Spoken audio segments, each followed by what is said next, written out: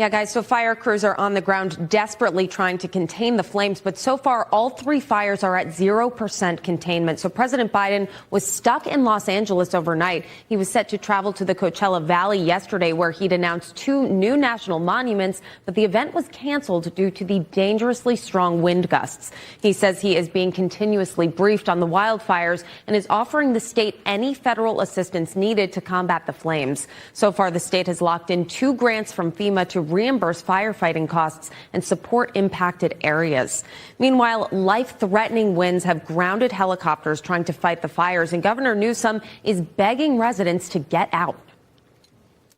10 p.m. tonight till 5 a.m. tomorrow will be peak winds. The impact of these swirling winds and the embers and the number of structures that are destroyed, not a few, many structures already destroyed, and the fact that people were still not evacuated, still did not heed the warning, we're just coming down the canyon, is a reminder of how serious this moment is and how important it is you listen to these evacuation orders.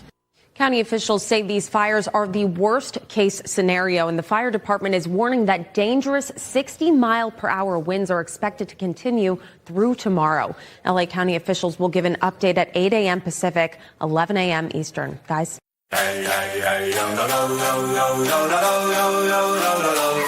I'll tell you the tale of such a thick fog.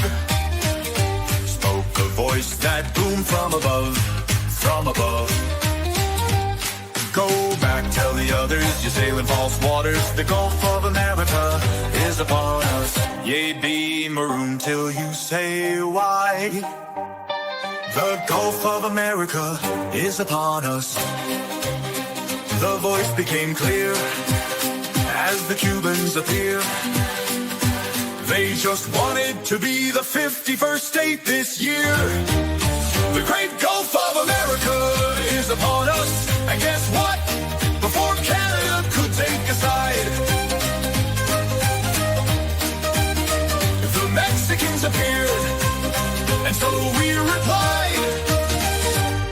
Guess what? Guess what? Everything will be okay. Guess what day? What day it is? It's hump day.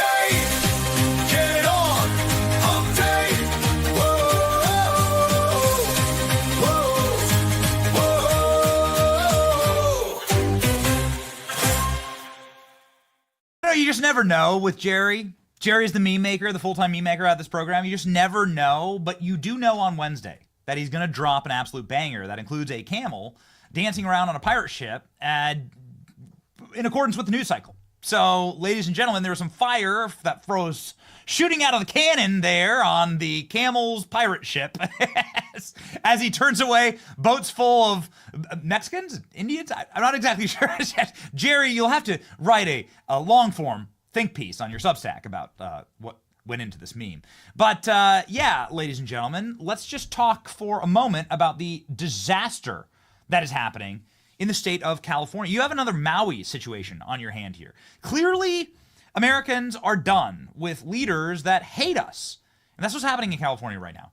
Like, you can't help but feel bad for these people. And we're going to talk about it this morning. We have a stacked and packed show. Today is Wednesday, January 8th, 2025.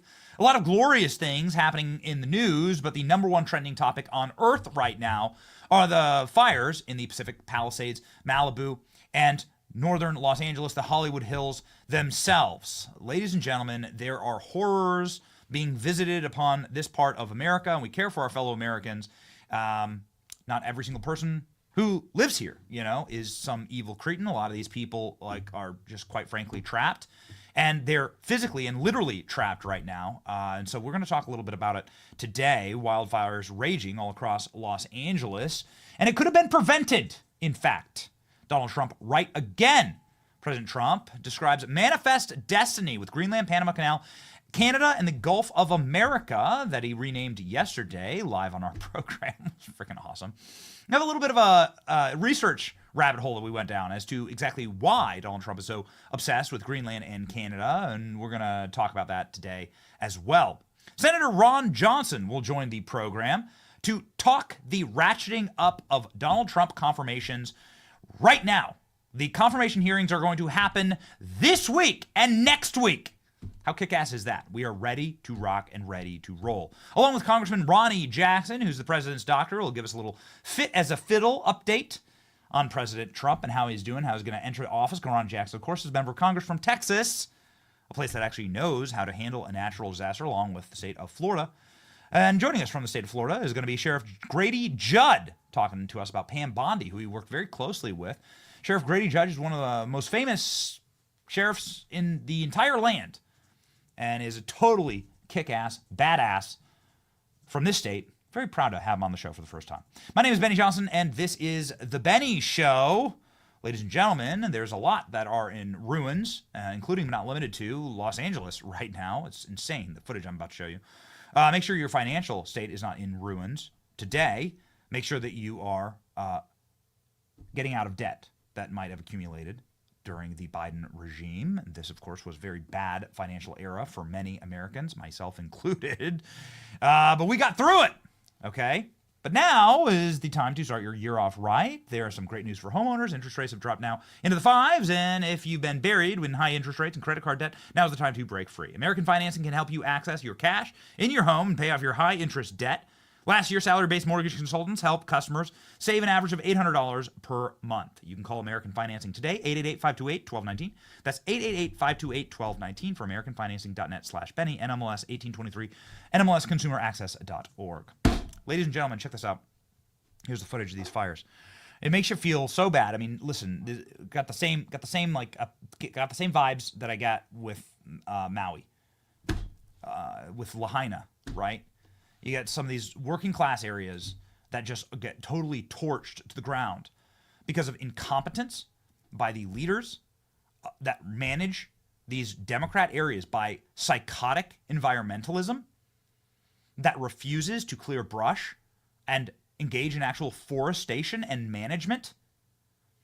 Right now, there are tens of thousands of Californians who are fleeing. There's entire neighborhoods that are now gone completely, that have been torched to the ground. We don't know what the death toll is right now, but we do know a couple of things about these fires. One, the fire hydrants are literally not working anymore. So you're going to talk about a state of actual third world collapse. We've been saying it for a while that California is effectively on the brink of collapse. And now, ladies and gentlemen, here it is. The firefighters can't fight the fires. The forestation management is non-existent. The fire hoses and fire hydrants don't work. And there aren't enough firefighters to actually fight the flames. And this is all because of criminal mismanagement of the state and of the state's readiness and of the priorities of the state, including but not limited to the mayor of Los Angeles being in Ghana right now. She ain't even there. Her name's Karen Bass, and she's not even in the city. She's in Africa right now. For what? Is she like doing some type of like really important like soul searching thing, or I don't know, voodoo thing? No. She's at an inauguration, a presidential inauguration. She's decided to go to a presidential inauguration in Ghana while her city, one of the second largest city in the country, burns to ashes. Look at this footage from people's homes. You have to feel bad. You must, if you have a soul, you must feel bad for these people. They have been failed by their leaders. Ladies and gentlemen, first among them is Gavin Newsom. Here's Gavin Newsom literally like sitting there watching the fires burn. This is what he thought would be great to put out on social media. Nope. This is not the look. Just a reminder that when President Trump was president the first time, he literally warned Gavin Newsom on Twitter before he was banned. Today is the anniversary of Donald Trump getting banned off of Twitter platform and many other platforms, dozens of other social media platforms. When Donald Trump was on Twitter the first time, before it became X, Donald Trump said, the governor of California has done a terrible job of forest management. I told him the first day that we met, he must clean his forest floors regardless of his bosses, the environmentalists, demand of him. They also must do burns and cut fire stoppers. This is President Trump, of course, sounding the alarm that they're, and being correct again, another like penny in the Trump was right jar, that Gavin Newsom and the psychotic environmentalists in California are going to lead to an abject and total disaster there. And now it's been proven right over and over again. Of course, the fires can't spread unless there is fuel for the actual fire. Here's a map that shows you exactly how badly this has gotten out of control. So, ladies and gentlemen, if you can we scroll down? Yeah, okay. Yep. So it's a 3-part map. You can see how the fire started up in the hills, how the fire has now effectively encompassed Malibu. Some of the most expensive properties on Earth are now just completely and totally in flames. This post here, Klein. Look at this. I mean, this is all happening right now, still actively happening. And, we want to state that we're very sad about it. Look, again, what you're going to get from us is directionally pointing the blame where it belongs, which is not at the innocent civilians who've had their lives destroyed, but at the politicians and leaders who've engaged in cult-like climate worship at the expense of human lives. Some of the most expensive homes on Earth right now in total flames. This is Malibu Beach right here. Here's some of the wreckage of what it looks like across major metropolitan areas. Look at this. Dude, I'm telling you that the front lines of Ukraine doesn't look this bad.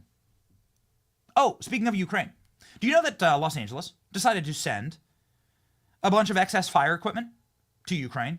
Excess. Who determines what's excess fire equipment? There's no such thing as excess fire equipment when you have like 20 million people living in an area. But they decided to send it to Ukraine. The leaders of the DEI fire department in Los Angeles decided they'd forfeit firefighting equipment to Ukraine. It's incredible. Thank you, producers. With a real quick follow-up here, let me read just very quickly, just so that you know, directly from the LA County Fire Department.gov. On Thursday, just 2 years ago, Los Angeles Fire Department joined the 4th District of Los Angeles County Supervisor in the city of Inglewood to announce that they would join the national effort in gathering and donate surplus equipment and gear to help first responders in Ukraine. Oh, okay. So they gave their fire equipment to Ukraine. And now, ladies and gentlemen, the fire hydrants inside of Los Angeles are no longer working. Look at all these stories. This is from Mike Cernovich. Fire hydrants aren't working and they don't have any water. I'm telling you, what's happening here in Los Angeles is worse than what's happening in Ukraine. And the leaders of LA sent all their firefighting gear to Ukraine. Dude, I tell people this. Like, we were at America Fest in Arizona, and there's a lot of Californians were there at America Fest. I'm like, you make a horrible mistake by assuming that a state's going to stay blue forever. California, under this leadership, will not stay blue forever. California will swing red. I'm telling you, like in my lifetime, but like in the near term, in my lifetime, California will be a red state. And that'll actually, if you won California, Texas, and Florida, that's effectively the ball game. I don't think the Republicans are going to give up Florida or Texas anytime soon. And then if you add the 54 electoral votes from California, then that's the entire, that's effectively a monster pile. It's 200 plus electoral votes. So it's like a ball, like there's just no chance for anyone to win ever again. California was a red state in my lifetime. California was going red in my lifetime. California cannot even pump water to their fire hoses now. Lack of water from hydrants in Palisades fire is hurting firefighters' efforts. California firefighters running out of water. This is what you see in third world countries. Firefighters running out of water as fires tear through Los Angeles. Incredibly sad. Malibu here, just one final listen, it's just disaster porn at this point. It's so cripplingly sad. This is worse than any Ukrainian city looks like. This is a literal war zone. And why is this also happening? Well, ladies and gentlemen, not only is the mayor of Los Angeles off in Africa, the DEI hire fire chief of Los Angeles is bragging about the most important thing for her, which is that they hire more women to be firefighters. Here we go. I'm super inspired. She took time out of her already busy schedule to tell us about her vision for the department's future, one that includes a 3-year strategic plan to increase diversity. People ask me, well, what number are you looking for? I say, I'm not looking for a number. It's never enough. Out of 3,300 city firefighters, only 115 are women right now. She's already looking at ways to change that. She's quick to point out that doing so has a greater purpose, attracting the best and brightest for the job. They feel included, they feel valued, and they feel part of a cohesive team. The chief also checks another box when it comes to inclusivity and diversity at this department. She's a proud member of the LGBTQ community. That just kind of opens the door of people that thought, wow, I didn't even know that that was an opportunity for me.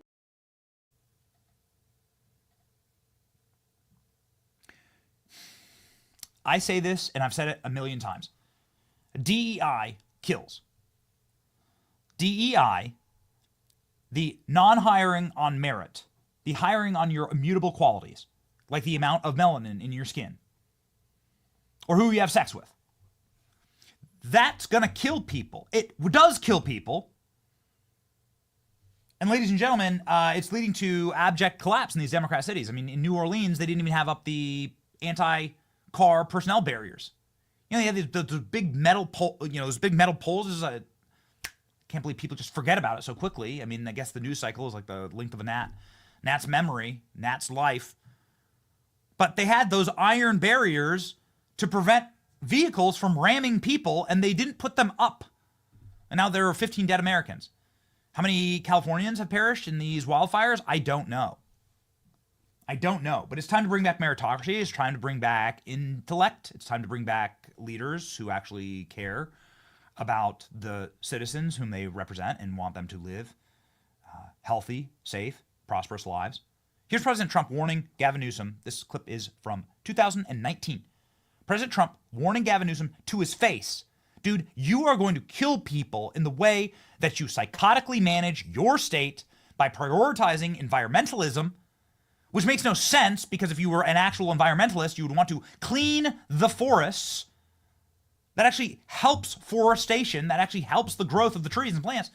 And it saves people's lives. It makes these fires much easier to manage because the fire can't go anywhere if it doesn't have any fuel. Anyway, here's Trump doing it to Gavin's face. It's cleaned out and protected. You've got to take care of the floors, the floors of the forests. Very important.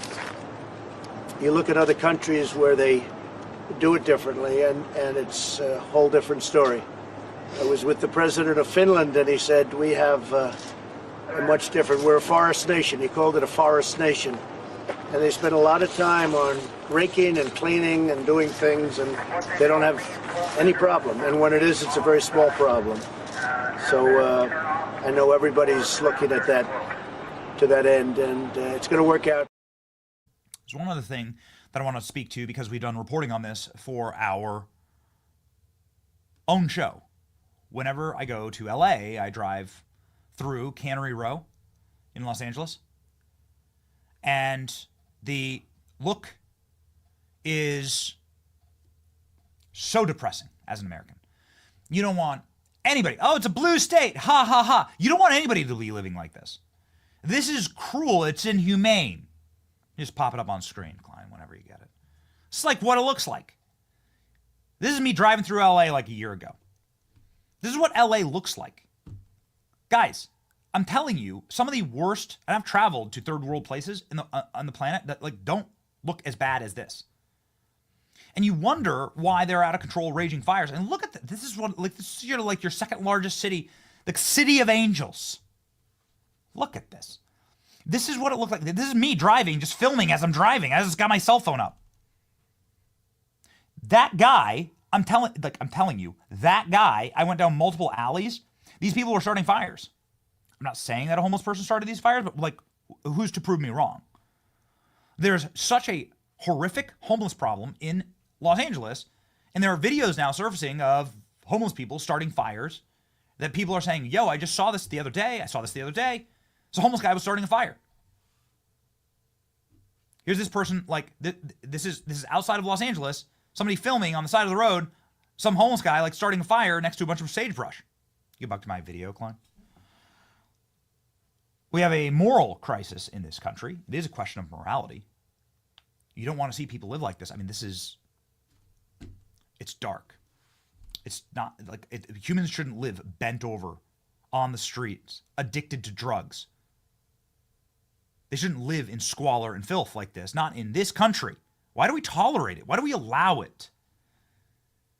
So final point I'll make here, and then we have the great Senator Ron Johnson who's going to join our program. I have a feeling he has some thoughts on this. Where you live is a direct reflection of the morality of the people who are leading you. Go to a city park in your town. I do in my town all the time. It's why I moved to Tampa.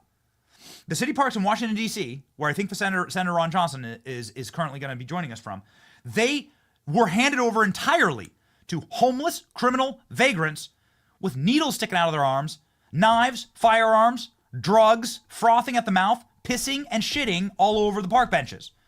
That's what the city parks in Washington, D.C. are like. Now, I had a child. I welcomed my firstborn child, and the moment that I started to realize that these parks are actually meant for children and families, and the two can't coexist, I said, we're out. And we're going to find a place, and we did, where the parks are for the children and the families, where mothers are safe with their children, and it's a question of morality. The leaders of a city make a decision. They choose this. This is not something that was forced upon LA. LA decided to do that. They are promoting this. They are wanting this. So, who's it for? And there's a number one easiest possible way to judge the leaders of your city, your municipality. Get in your car, take a quick drive down to the city park, and see, are there children and families prospering, safe? If a vagrant walks into that park, will cops immediately arrest them and keep them from the children? Will men stand up muscularly defending their families and saying, you will get the hell out of here? I know the park I take my kids to. The dads, if some hobo came rolling through and was threatening a child, the hobo would be lucky if the cops got there. It'd be the dads who'd take care of it. It doesn't happen here. And that's why I moved my family here. Hopefully your city is the same way. If you live in a city that has allowed their spaces to be overtaken by demonic activity, then you gotta go. You gotta leave. You should leave California. This is what I saw when I went to California. You should leave these places because those places are just for pure death and destruction. There are no human souls that are beyond redemption. But there is darkness and demonic activity, and it cannot coexist with the light. So you must make a choice as a society. Are you for life or are you for death? And unfortunately, right now, there are people who are finding out in California that their leaders worship death. The truth is the light, ladies and gentlemen. I know Wisconsin very well.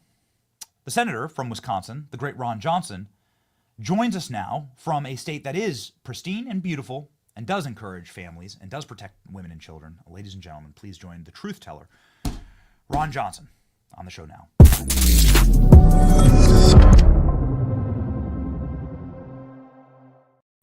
Senator, I appreciate your patience. Just as a young father here, I had to get that off my chest. Well, Benny, well, listen, it's depressing, isn't it? It's dystopia. It's brought to you by Democrat governance, brought to you by the Democrat Party, which is now run by the radical left. That's what you get with radical leftism. That's what you get with fundamental transformation. Remember when President Obama promised that before he got elected, he's going to, in 5 days, fundamentally transform America. But they're fundamentally destroying it. Yes. This is things you'd see in science fiction movies 30 years ago. Like, this is impossible in America. This is what's happening right now. And again, the mainstream media who supports radical leftism, that supports the Democrat Party, they don't report this. They don't show those kind of images like you are. So, most of America in Wisconsin, people aren't even aware that this is happening. Yes. I mean, we're doing our best because it's kind of like the fires in Lahaina in Hawaii. I don't care if they're a blue state or a red state. Like, these are Americans. These are my fellow citizens. and they, bleed the same red that I do, and I feel bad for them. And the best that we can do is to truth tell about some of the reasons why this is happening, because it doesn't have to be this way. It shouldn't be this way. And truth is going to be our most powerful weapon. But when you have the mainstream media, again, supporting the left, covering up for the left, the truth doesn't get out to as many Americans as we need to. Now, fortunately, about a little more than half, a very small portion, above half of America rejected this in the last election. But what's depressing is the other half voted to support this. Yes. It's just pretty depressing right there. This election should have been overwhelming in terms of a Trump victory, but it's a close call. I think that when people see meritocracy on display, I mean, we talked a little bit about Karen Bass and about the fire chief and their obsession with DEI and diversity and equity and inclusion, not meritocracy. When they see meritocracy on display, people are going to snap back to reality. Reality is the undefeated champion of asserting itself in our lives. And you're helping with that, actually, by bringing meritocracy back to Trump's cabinet and to our military. Pete Hegseth, Marco Rubio, I think a lot of people, UN Ambassador Stefanik will be getting hearings in the Senate. Can you give us a quick update on remaking some of those relationships that America has with those critical areas of the administration? Sure. Well, first of all, in terms of confirmation hearings, I think most Republicans here in Washington, D.C. respect the convincing victory that President Trump had, and we believe that it's the president who won. It's the president who ought to decide who he wants serving with him in his administration. So I think most senators' default position will be to vote for confirmation, even if they don't completely agree with the nominees on all the issues. But again, President Trump deserves to have a cabinet that he selects. Yes. So the news is that Hegseth has the votes to be confirmed, that Cash has the votes to be confirmed, that will be getting confirmation hearings scheduled this week or next. Can you update us on that? I believe so. Apparently there is some hang up in getting the FBI background check, some of the paperwork done. So hopefully that backlog can be alleviated. But as soon as all the paperwork's done, I know it sounds very bureaucratic and I hate it, but you do have to go through the process. But, we're ready. Leader Thune says, we're going to work. We'll work through the weekends if we have to make sure that his nominees are confirmed. Good. Do you have a whip count on any of the nominees? Is there anybody in trouble right now? Not that I'm aware of, truthfully. I think Pete Hegseth came and met with Sanders. I think gave people a fair amount of confidence, and barring something really showing up in a background report that's just disqualifying, I'm expecting his nominees to be confirmed. Mm-hmm. Senator, I've been hearing a little bit about John Fetterman saying he's going to vote with Republicans on a number of issues, and other Democrat senators plying away. What's the makeup right now in the Senate? Are there a lot of senators that are willing to cross the aisle and work with Trump and give Trump a chance this time? It does seem like the entire country has had a spell of Trump derangement syndrome broken. Well, let's see if we get enough Democrat votes to actually pass legislation. That'll be the acid test. I'm a little concerned about teeing up a piece of legislation that really won't have much impact, might have a nice sounding name that will give 6 Democrats a cover vote. They may be up for re-election in 2026. So I think we need to be strategically smart about that. Obviously, if we can pass a bill, we should certainly try and do so. I think most of our focus is going to be on reconciliation, making sure that we don't get a massive automatic tax increase in 2026, making sure that President Trump gets his full 4-year funding to secure the border as quickly as possible. Mm-hmm. It's something that has been kind of remarkable. I did think there was going to be a lot more of a vigorous fight, but it does seem like especially with the certification and everything, we saw everybody sort of step in line, and it's actually nice to see, because I think a lot of people really are have a hangover from the woke bullshit. I mean, I think people do. I think they're done with it, and I think it'd be nice to have some real meritocracy and leadership in the government right now. And people feel a little worried, the terrorist attacks on New Year's Day were quite frightening for people, and we're hearing a lot of reports of some real dangerous stuff that's in our country. Everything from ICBM missiles to terrorist cells to whatever the hell the drones were over New Jersey. I think people are, and then these fires, I think people are on a little bit of a like back heel saying, wow, like things aren't going well. It'd be nice to have some real leadership back. Well, I think Democrats were somewhat chastened by the election results, but I wouldn't rely on that long term. I think they will do everything they can to sabotage Trump's administration. So, again, there may be enough that will go along with bills that are just overwhelmingly popular, with the American public, but probably not enough to actually pass bills. Because there are only a few vulnerable Democrat senators. So take a look at what actually passes. And that's why I say I think we have to really focus on reconciliation. I think that the primary sticking point on reconciliation packages will be what's going to be the spending level we agree on. And what I've been talking about with my Wall Street Journal article is going back to some pre-pandemic level of spending. I've, for example, laid out 1998. That was Bill Clinton's spending. If you exempt Social Security, Medicare, just accept the Biden numbers for 2025 for those and interest, and then just take Bill Clinton's spending level, inflate it by population growth and inflation, we'd be spending $5.5 trillion this year, and we'd have a balanced budget. If that's too dramatic a change for you, go back to President Obama's 2014 budget. Same calculation, you end up with $6.2 trillion. President Biden wants to spend about $7.3 trillion this year. These are massive reductions in terms of the expected savings. But why would any Republican, why would President Trump want to, agree to President Biden's spending levels? We went from $4.4 trillion in 2019, pre-pandemic, to $6.6 trillion the year of the pandemic.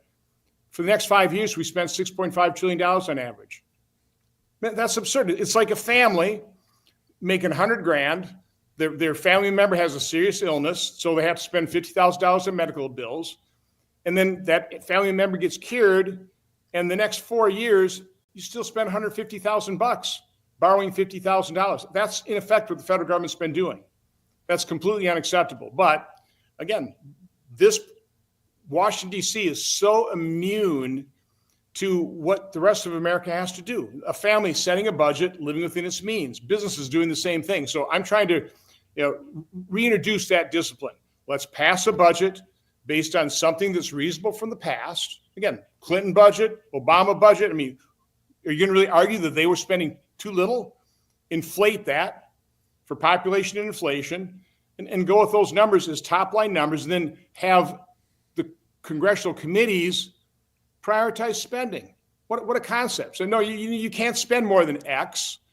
You're going to have to figure out how to do it. You're going to have to figure out what's the higher priority spending items and what are the things we simply can't afford to do. Because if we are forced into that process by a debt crisis, that'll be horrific. So better to do it in a disciplined fashion now. And by the way, we will not default on our debt. We have $5.5 trillion of revenue coming in here. That's more than we need enough to service the debt, cover Social Security, cover Medicare, and most of government spending. Again, we could balance the budget if we go back to a baseline based on Bill Clinton's 1998 spending. So again, this default on the debt, that's scaremongering. We've used that, not me, but others have used that to mortgage our children's future. So there's no chance that we're going to default on the debt. What we can do is we can go back to a more reasonable level of spending. I'm going to use every ounce of leverage I have to make sure that happens. Good. I mean, clearly it is about our children's future. You just can't run a country that is so massively and critically in debt that you can barely pay the interest on that debt. It's immoral actually to do that. We noticed that Mitch McConnell wasn't at Donald Trump's certification. We've seen some pretty scary photos and videos of him in a wheelchair. Any update on Senator McConnell? I saw him in lunch. He sounded just fine. Yeah. He engaged the conversation with us, so I didn't see any problems with Mitch at all. There are a lot of people. I actually missed the vote count, unfortunately. Yeah. Flight delays. I mean, it was a mess getting into D.C. on Monday. Yeah, that's right. There's a lot of snow. So moving very quickly, if you're talking about budget, the FBI, this has been something that has been certainly a thorn in your paw for quite a while, Senator. Donald Trump made a ton of news yesterday saying that the FBI knows who the pipe bomber was for January 6th. Can you confirm that? Is that true? And more importantly, like what will be your oversight of the FBI under new Kash Patel leadership? So I actually talked to Kash prior to his confirmation, and he wants to focus on restoring integrity of the FBI. He wants to send agents back out to the branches, have prosecutorial decisions decided out there where they're not politicized here in Washington, D.C. And so he wants to focus on fixing the FBI. What he wants to do is make the FBI transparent and provide congressional investigators like myself the information we need to look back, find out what happened. I'm sure he'll do some of that himself. I can't tell you whether the FBI knew who the pipe bomber was. I have no idea, because this FBI under this administration is not transparent. They've just given congressional investigators like myself the middle finger. That hopefully will change. I think that's one of the big challenges for Trump and his administration, his nominees, his department heads, is extracting information from the deep state. It's not going to be easy. The deep state does not reveal secrets very easily. So I've been suggesting publicly what President Trump probably needs to do is nominate a Secretary of Information Extraction. We're going to need some help. But hopefully, as chairman of the permanent subcommittee investigation, I'll have subpoena authority, and if I get help understanding what I need to subpoena, we can do that and have courts intervene. Because again, the deep state does not they don't comply. Let's face it, President Trump was undermined by his own administration in the first term. We have people in these bureaucracies who want to do the same thing this time. That's why he needs the types of fighters he's appointing to these department heads. They need deputies that are also willing to fight and root out deep state actors. What will be the first thing that you subpoena, given President Trump will get Pam Bondi, Kash Patel, gets his team in? What are you subpoenaing first, Senator?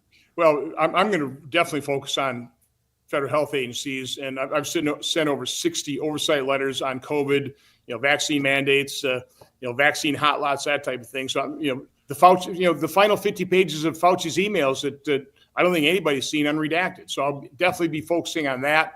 I'll be working with Senator Grassley. We have a number of requests from our investigations that were, stymied by the intelligence agencies and the FBI and Department of Justice. So we got a reasonably long list.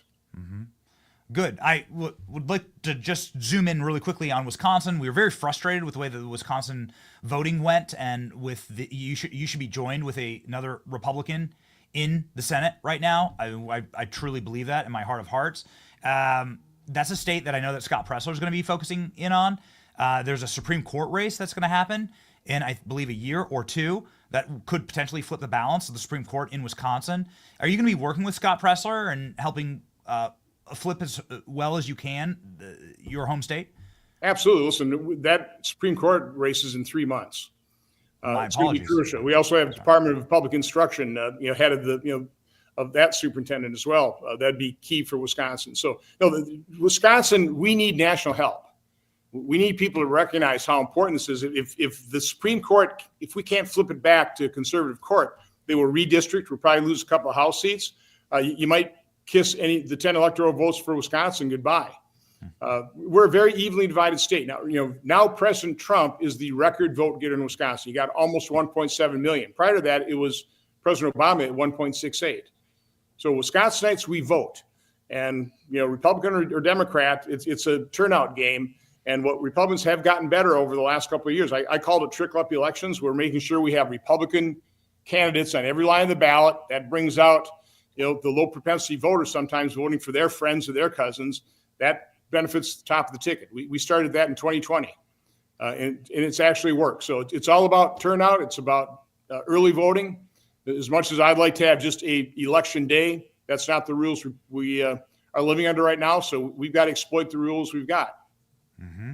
I want to put up the information right here from Scott. April 1st is the election day in 2025. Can flip the Wisconsin Supreme Court. You can save that state from some of the horrible shenanigans that we've seen out of Wisconsin. And you are very close to the Canadian border there in Wisconsin. Would you ever consider serving as governor of Canada, Senator? I've got my hands full right now. Okay. So, I like Canadians. I like fishing. I like pulling walleyes out of the Lake of the Woods there in Canadian waters. So, Canadians are really nice people, just not real nuts about Justin Trudeau. I just had to ask. I mean, you seem to be very happy person. You're very jovial. Everyone I met from Canada is very nice, and you kind of like share lakes and a border, and so why not? They kind of talk funny. It's talk funny. It's a boot. What do you think, eh? It's a little bit of Wisconsinite accent in there as well. So we like them.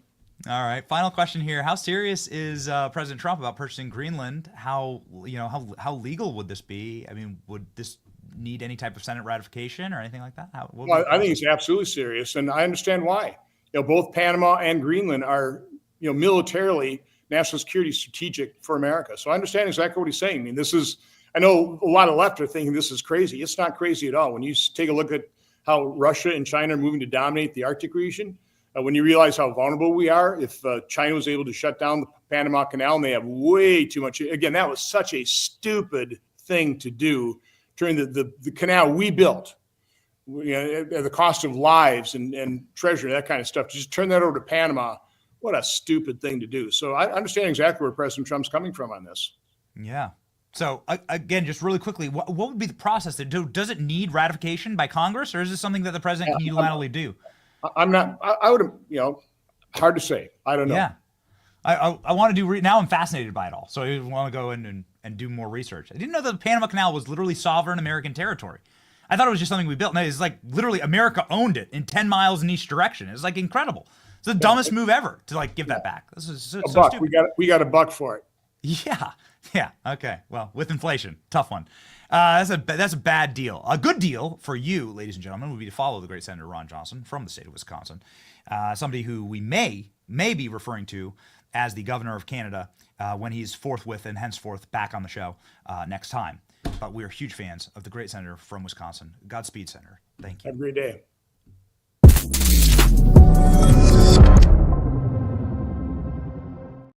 Did you know that the Panama Canal was sovereign American territory? I have been going down rabbit holes like you would not believe on this. When Donald Trump says that he wants to take back the Panama Canal, what he's talking about is taking back literally America. Let me explain. Very quick people's history here of happy little Panama. Panama used to be known as Colombia. Colombia, the country, used to own Panama, that we know Panama is today. They made a deal with the French to build the canal. The French, of course, shocker, couldn't get it done in the late 1800s. And so then America stepped in and said, we have the engineers, we have the smarts, we have the capacity, we can do it. We can do this. And the Colombian government said, no, with an accent mark. And so America actually militarily supported Panamanian independence at the turn of the century. Meaning the only reason there is a Panama, the only reason the country of Panama exists is because of America.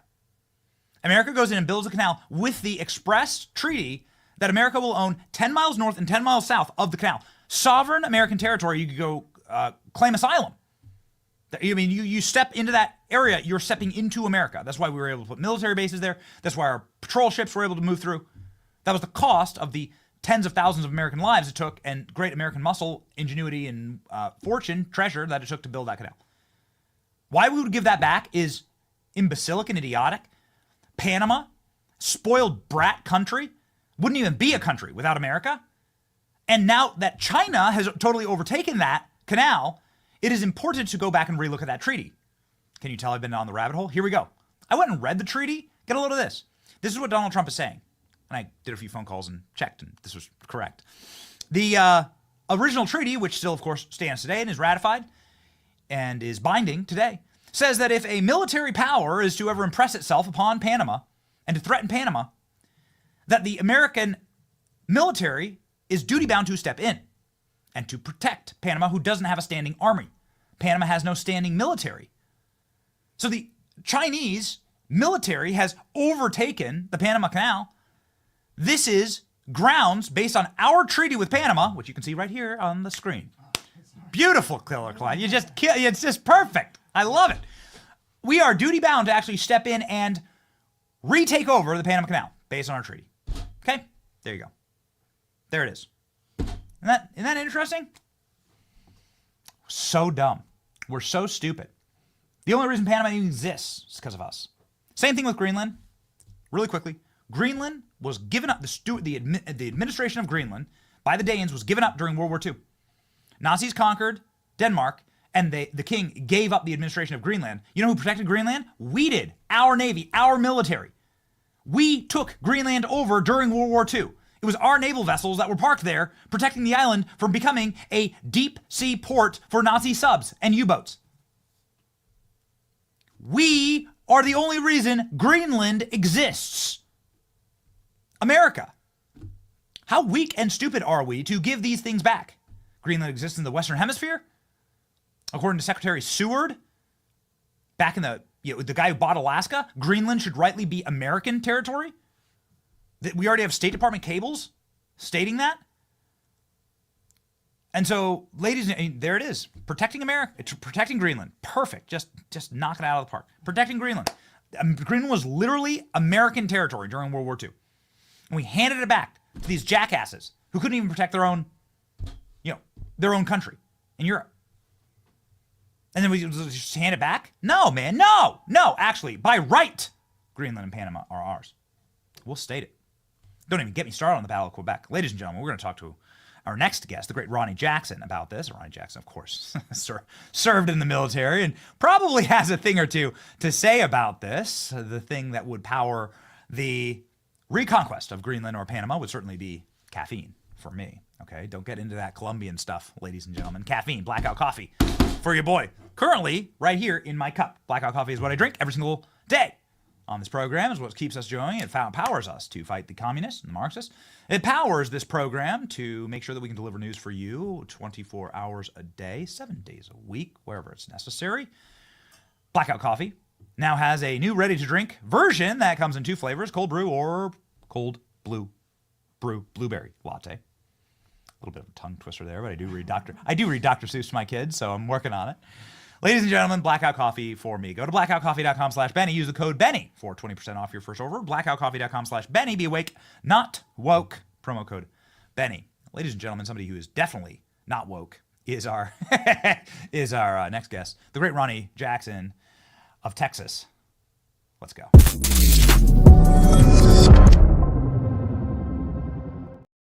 Congressman, how are you? Happy, glorious new American era to you. Hey, Benny, thank you for having me. Pleasure to be here. I would love to get your take. I mean, just because President Trump made a lot of news yesterday on saying no, actually, like Greenland, Canada, Panama, like why shouldn't we re-exert ourselves in this hemisphere that we protect and control? I'd love to get your thoughts on that. Yeah, things have changed. Obviously, we got a new sheriff in town. There's a new attitude here. We're worried about our national security. We haven't been concerned about that for the last 4 years. No more of this globalist attitude. It's going to be America first now. Those are both Greenland and the Panama Canal are very important to the national security of this country, not just to this country, but the national security and the free world. They're important to the free world. That's why, NATO, Europe, Denmark, they should all be, applauding efforts to be involved in Greenland and potentially, take over Greenland, because if they don't have the political will, economically, militarily, they can't do it, then they need to let us do it, because it's important. That the threat from Russia is real. The threat from China is real. It's gonna come into play at some point in the near future, and there's gonna be people looking back and wishing that this would have happened if it doesn't happen. And I honestly think that if anybody can push this forward and really get something done in this regard, it's obviously President Trump. Panama Canal, obviously that's a huge deal for us as well. Like you said, we put a lot of blood and treasure into that. We developed that. We built that. That was ours. And recently the Chinese they're doing in South and Central America what they've done all over the world, which is where they come in and they bring a lot of cash in, and they build roads and bridges and schools and hospitals, and they do it as a loan to these particular countries that they know can never repay this money back, and that's the point of it. And then they're indebted to them, and then they basically say, well, look, we'll take your minerals, we'll take your rare earths, whatever, all of your resources. We'll take your resources. We'll take the canal. And that's what China's up to right now. And they're already getting preferential treatment. If anybody should be getting preferential treatment in the Panama Canal, it should be the United States, for crying out loud. But we're not. We're being penalized. We're being, treated like, as less than, than many of the other countries that come through there. And they're taking advantage of the United States. And President Trump, we all know he's not going to put up with it. It's just not his style. It's not his attitude. He came in saying he was going to put America first, make America great. And this is part of it. I'm glad to see it happening. And I will tell you too, Benny, like it's fantastic the way he negotiates. I mean, it drives the mainstream media crazy, but he comes in and he says these things, he goes way to over the top sometimes, but I love it because it freaks them out, right? And it brings the people that he's negotiating with, people that otherwise would never consider coming to the negotiating table. They're chomping at the bit to get to the negotiating table so that they can, resolve this, issue. And we end up getting a lot more out of it than we would have ever got in the first place because he's a master negotiator, right? I'll tell you, with regards to Greenland in particular, other than maybe Denmark and Greenland themselves, the people that are the most interested in this right now are the Russians. You better bet that Vladimir Putin is watching everything that's happening right now. And whenever we get ready to start negotiating, some kind of peace deal in Ukraine, between Ukraine and Russia, I guarantee you this is now a chip that's on the table that President Trump is going to use in his favor. He's just brilliant in that regard, and I'm just happy to see it happening. Yeah, I mean, this is how you represent Texas. This is how we got Texas. Yeah, we purchased it. We That's right. did a deal. And this is how the vast majority of America was conquered through cash and gold, not through blood. Right. And this is how America created Manifest Destiny. And there's nothing that says that we are bound to stop. Like, we have to stop. It's like, right? Like, we can't protect our own interests and still Chinese make deals. Aren't stopping. Russians aren't stopping. I mean, everybody around the world is pushing, out, but trying to increase their global influence. And yes, for the last 4 years of the Biden administration, and certainly for the 8 years of the Obama administration, we just sit on the sidelines and watched it happen and actually applauded it. And we don't have the respect. We don't have the our enemies don't fear us anymore. Our allies don't respect us anymore. That's all changing right now. You can see it changing by the hour. Congressman, are you going? I'm not familiar enough with your district. Is it up against the Gulf of America? No, it's not. I'm actually up in the Panhandle. I've got the Oklahoma and New Mexico border, so I'm up in the Northwest. Yeah. It's called. I'm sorry, Congressman. I don't normally do this. It's not my role to correct you live here, but that's going to be called New America. No more New Mexico. All right. Yeah. No more New Mexico. We're going to change the state name too. Yeah. I like Texas was once Mexico, right? That's right. That's right. Yeah. So, are you going to go along with the name change? I mean, I don't think I'll ever say it. I'm not going to wait for the official declaration. I don't think I'm ever going to call the Gulf of Mexico again. I live on the Gulf of Mexico. Yeah. No, I'm all in. Gulf I mean, of I think America. if we start talking about it, we start putting it on our maps. I mean, it doesn't matter what the rest of the world thinks right now. It's going to happen. It's going to be the Gulf of America. I mean, it's just. Have you spoken with the president about this? I have not. I actually, I'll be speaking to him this weekend, and I'll definitely bring that up. I talked to him a couple of days ago before he started talking about that particular issue. But yeah, no, I love it. Okay, great. I mean, Texas, of course, has a monster border with the Gulf of America, and America has the longest border with the Gulf of America. So it should be called the Gulf of America. We also, as ever, we protect it militarily, right? I would have made a pitch for the Gulf of Texas, but right. The Gulf of America is okay. Yeah. So the spirits of President Trump seemed very, very high. I mean, he did a jaw-dropping, wide-ranging, incredible press conference yesterday. You'd almost stand sort of like when you're live with these things, Congressman. You're kind of are taken aback because we've been trained and boxed about the ears for so long that our presidents or our leaders can't function without note cards, right? And can barely speak. And certainly couldn't talk for 90 straight minutes on a wide range of topics with great depth. As the former president's doctor, I assume you're giving him a clean bill of health. Oh, absolutely. He's in as great a shape as he's ever been. I mean, he's as sharp as a tack. I mean, you can see this. I mean, we've talked about this. I've talked about this for 5 years now, but just compare him and Biden. I mean, it's unbelievable the comparison between the two. Biden can't talk for 5 minutes without saying something stupid or getting lost, and he certainly can't talk without note cards or teleprompters, which he can't effectively use anyways.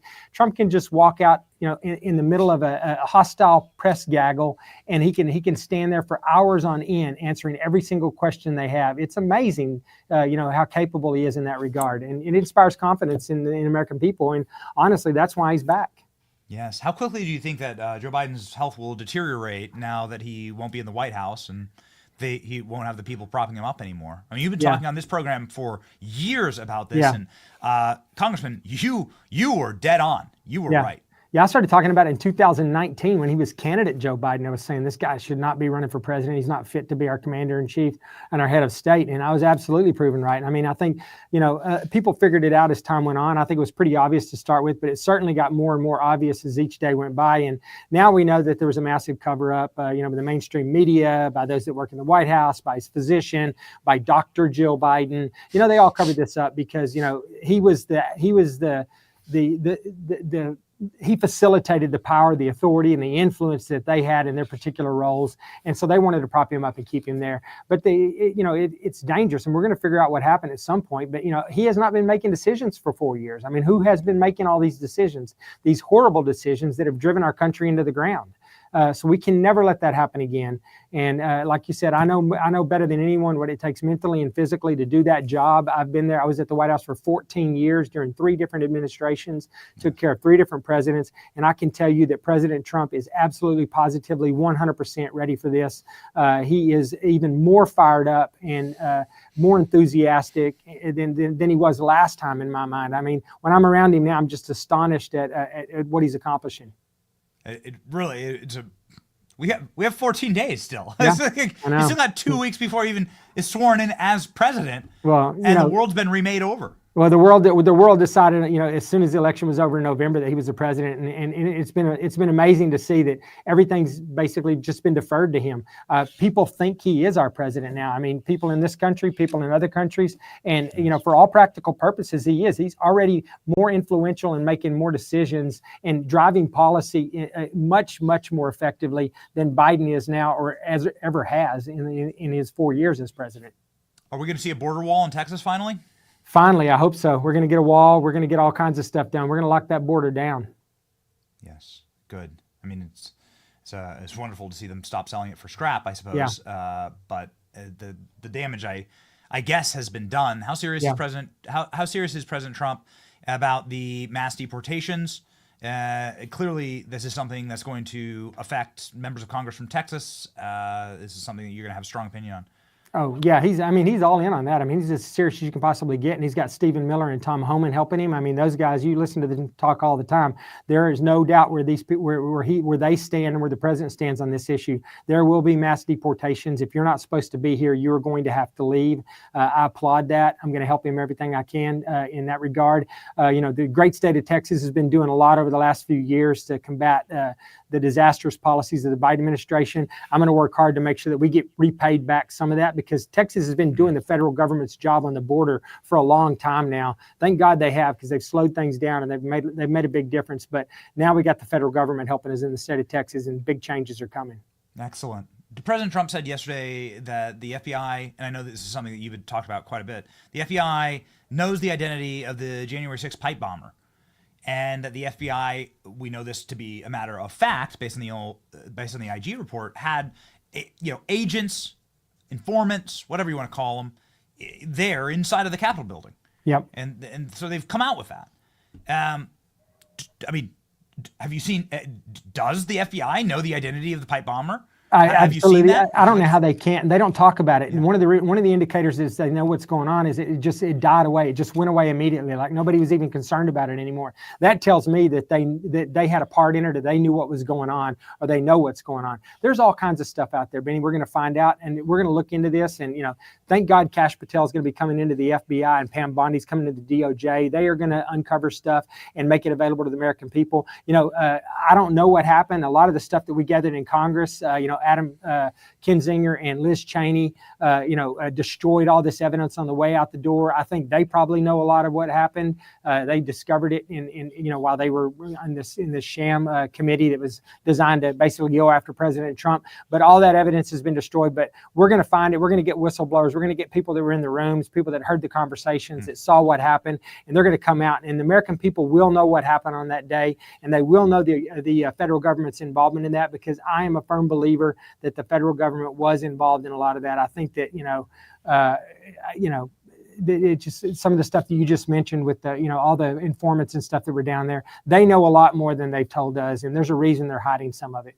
Yes. So you're going to be working with Cash. Oh, Cash, I love him. Truth. Yeah. Cash is awesome. He's going to light that place on fire, man. It's going to be great. Yeah. Hopefully not like Los Angeles. Not like Los Angeles. In a figurative sense. He's going to eliminate the deep state in that organization, and I cannot wait. So we have a map here. Just let me check with my producers. My producer said that President Trump may have just surfaced a new map, and I just want to get your reaction to this live. I hate to put you on the spot here. It says that now this is South Texas. So you said it should be the Gulf of Texas. Now this is now South Texas, and the northern colonies will be Canada. So it's awesome. I love it. Yeah. And it's all red too, in case you didn't notice. I get it. You might have to take down the wall, I guess. As a sovereign American, who knows? Maybe just keep it up, just for good neighbors kind of stuff. Yeah, that's right. Okay. Just final question here, because you did bring it up. You were Barack Obama's doctor, right? And you had a good relationship with him. On a personal level, I didn't agree with him politically on anything, but I was active duty in the military. You're a gentleman, of course. You're a gentleman. I didn't get paid to share my political opinion. Yeah. He's been pretty quiet. How do you think he's doing? Well, I think he's embarrassed by what happened. I think that they propped Kamala Harris up, and they were a big part of that. And I think a lot of the people in the party were really leaning on them to. When they realized that Joe Biden was such a colossal disaster and there was no way he was going to get reelected, I think people automatically looked to the Obamas and looked to President Obama in particular and some of the people that he had surrounded himself with, and they said, you're the Messiah. You got to fix this. And I think that he's embarrassed that they failed. He helped. He did everything he could to try to get her across the finish line, but she was a broken candidate as well, and I think he bears some of the responsibility for what happened to the party, and I think that's why you don't hear much out of him anymore. Yeah, because he's embarrassed. It seems like this might have been the last ride, because now the Obama magic is clearly non-transferable. Nobody's looking to the Obamas as the leader of the party. Nobody's looking to President Obama as a former president as the leader of the party. They're rudderless right now. They don't actually have a leader. You would think by default, with as popular as he was during his presidency with the Dems, that they would adopt him as their leader until they get somebody else reestablished. But that hasn't happened, and that speaks volumes too. It really does. Speaking volumes is something that you do on your X feed. We encourage everybody to go follow the great Ronny Jackson. Ronny Jackson TX. That's at X. He has nearly 1 million subs. He's on his way to 1 million subs. We'll probably get it by the inauguration. Get me over 1 million, Benny. Yeah. I'll probably get it by the inauguration. My producer is also wanting to highlight a recent video that you made that you put up here. Klein, I don't know if you can see that in the production chat here, but it's just like sort of a breakdown of you being right on this issue. You being right about Joe Biden. Yeah, I told you so video. Yep, yeah. That's right. That's right. Told you so. And you told this program so many times, and we deeply appreciate that, Congressman. Godspeed. And keep President Trump healthy, please. Absolutely. Yes. Thank you, Benny. All right. See ya.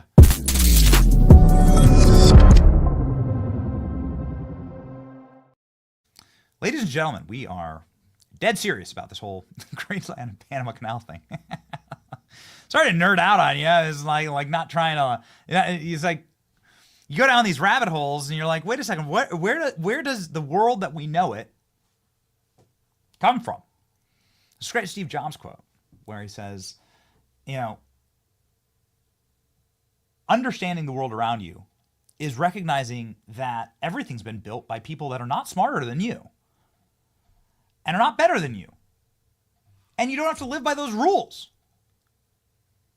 And you could just do things, actually, without their permission. That's kind of kicks ass. ladies and gentlemen, kicking ass was what President Trump did yesterday at a press conference here, and what President Trump is doing right now. We have breaking news. Did Donald Trump just sound off about Gavin Newsom? Since we were talking about that at the top of the show, I feel like it's important to make sure that we read the president's words on this. Gavin Newsom, we played you that old clip of Donald Trump going off on Gavin Newsom. Here's the brand new one, a fresh banger from this morning. Is that correct? Yeah, okay. Ladies and gentlemen, here we go. Gavin Newsom. Sorry, correction. How dare I? How dare I? Governor Gavin Newsom scum refused to sign the water restoration declaration put before him that would have allowed millions of gallons of water from excess rain and snow to melt in the north, flow daily into many parts of California, including the areas that are currently burning in a virtually apocalyptic way. He wanted to protect an essentially worthless fish called a smelt by giving it less water. Okay, I'm not just trying to laugh. It's just I think it's funny the way that Donald Trump says these things. Yesterday he said water from heaven. Was that at ALX? Water, like it comes down from heaven. Hello? It's like amazing. A worthless fish called a smelt by giving it water. It didn't work. But didn't care about the people of California. Now ultimate price is being paid. I will demand that this incompetent governor allow the beautiful, clean, fresh water to flow into California. He is to blame for this. On top of it, no water for fire hydrants, no firefighter plans, not fighting plans, a true disaster. There you go. This is something that President Trump's clearly been proven right on. A reminder that California, I don't need to belabor this point, but a reminder that California, Klein, I need my electoral college map. I gotta have it. Oh, it's getting printed today. Okay, it's going up to today. We're putting up the electoral college map right here today. Yeah. But maybe we can pull up the county by county for California. Dude, California went freaking red this election cycle. Now, I'm not saying that it was particularly close. I'm not saying that like Kamala won by a whisker. You know, there were million vote differences. But California, by a county measure, was a red state through and through. Check this out. This is wild. California is a red state. Look at that. Look at that. Man. And I know that some of these counties have low population, but I'm telling you, there's no such thing as a permanent red state. There's no such thing as a permanent blue state. You've got to govern, and you have to be a smart governor, and you must serve your people. And California is collapsing right now. Expect that little blue wall there on the coast. Expect that to start turning red. I'm telling you. People are so sick of this garbage. This is a very, very interesting note that my producers just sent in. ALX says, check out this New York Post piece. LA Mayor Karen Bass cut fire department funding by nearly $18 million months before wildfires turned city. No, $18 million, that's a lot of salaries. Killer Klein, that's a lot of salaries. Yeah, that's a lot of firefighters. What's a fighter make? $100,000? I don't know. I don't know. But that's a lot of firefighters you just canceled there. Oh my. Los Angeles Fire Department had its budget cut by a staggering $18 million, financial year records show, as fires continue to rage out of control, ravaging the city of Los Angeles. The drastic decrease in funding for the fire department was the second largest cut to come out of the embattled Los Angeles Mayor Karen Bass fiscal year budget. The police budget, meanwhile, increased by $126 million. Fine, but huh? There you go. Can you scroll down to that graphic right there? There it is. Perfect. So you see here the fire department circled in red right near the very bottom. So she cut massive amounts of fire department. But she increased, this is amazing. Oh my gosh. Are you kidding me? So she increased the funding for librarians. Librarians got $14 million more dollars. So she defunded the firefighters and increased funding for librarians and then increased funding for parks and recreation, for city attorney, for the housing. Excuse me, but what? And for cannabis regulation. Cannabis regulation got $2.2 million. $1.8 million. Sorry, I was reading the line above it. $1.8 million for cannabis regulation, and she cuts the fire department. Telling you, man, get out while you can. Get out of the cities. Get out while you can. Meanwhile, they're literally giving away their firefighting capacity to Ukraine. Do you understand? Do you understand? Oh man, ladies and gentlemen, so bad. We did see something really special yesterday, which was Donald Trump announcing the Gulf of America. We had to blast immediately to Marjorie Taylor Greene. They wanted to come on the program to talk about her new bill renaming the Gulf of Mexico into the Gulf of America. I don't like saying the Gulf of Mexico because we don't dead name on this program.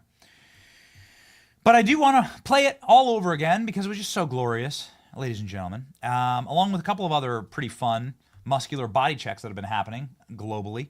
Here we go. Can't let that happen. Mexico's really in trouble, a lot of trouble. Very dangerous place. And we're going to be announcing at a future date pretty soon. We're going to change because we do most of the work there and it's ours. We're going to be changing sort of the opposite of Biden, where he's closing everything up, essentially getting rid of $50 to $60 trillion worth of assets. We're going to be changing the name of the Gulf of Mexico to the Gulf of America, which has a beautiful ring that covers a lot of territory. The Gulf of America, what a beautiful name. And it's appropriate. It's appropriate. And Mexico has to stop allowing millions of people to pour into our country. They can stop them. Notice how Trump says, he uses very specific language there, and he always does. It's like when he's flirting with an idea, he's like, he wonders it out loud. Sometimes at rallies, he takes polls of people. But here, President Trump is literally locking it down and saying, we are doing it. He's saying, we're changing the name. And then live on our program, right after he says that, which we were like, that's so freaking kick-ass, Marjorie Taylor Greene is like, nope, here's the legislation. It's done. This is called the Don Roe Doctrine, ladies and gentlemen. Oh, do we? Okay, cool. Look at that. The Don Roe Doctrine. The President Monroe's doctrine was buy literally every piece of land we can get our hands on. This is why you have the America that you have today. Just a reminder that the vast majority of America was not conquered in blood. It was conquered with gold. And this is why we have our state. I currently broadcast to you from sovereign Spanish territory. Oh yeah? Like really, literally, like the state of Florida was bought. The first act of Congress was to go buy Florida from Spain. The first thing they did.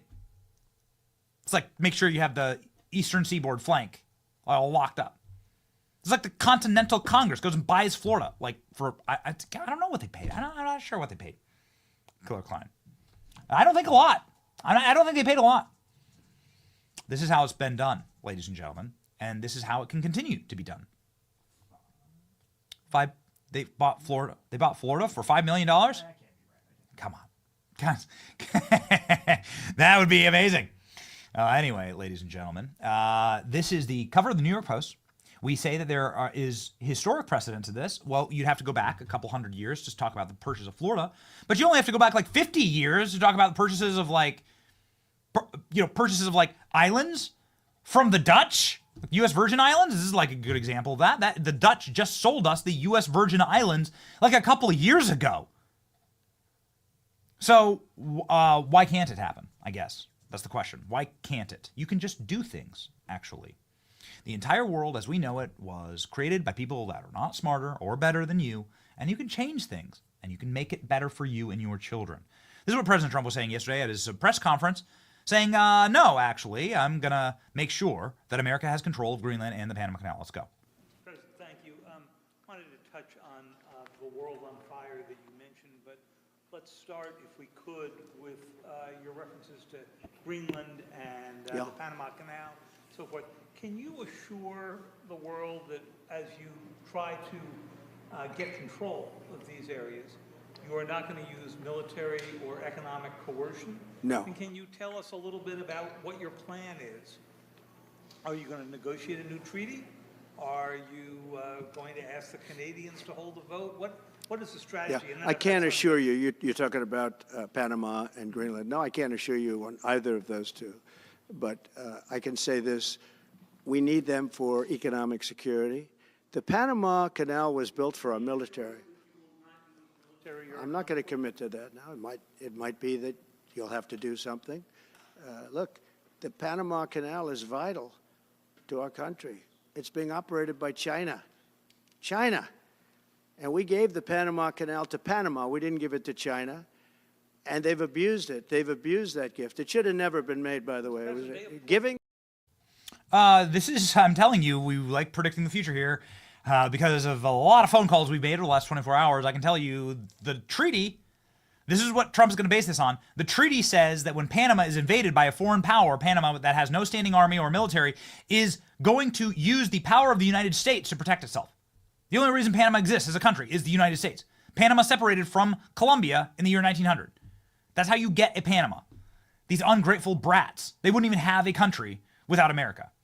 And now they hand all of their riches and fortune over to China? No, ladies and gentlemen, no. That's not how it's going to go down. Also, when it comes to Canada, very interesting.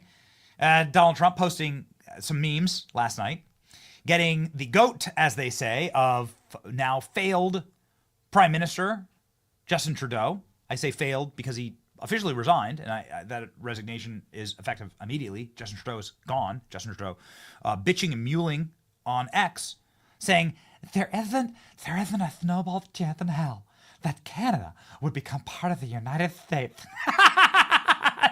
dude, you don't have a say, okay? We don't care about your feelings. Elon Musk responding, it's just perfect. Girl, you're not the governor of Canada anymore, so it doesn't matter what you have to say.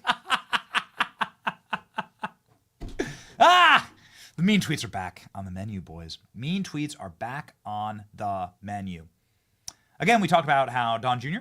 went to Greenland yesterday and how he just did like a little tour de force there, handing out MAGA hats in Greenland. Looked like it went great. So it's going to be a very, very interesting time ahead. Ladies and gentlemen, please stay tuned.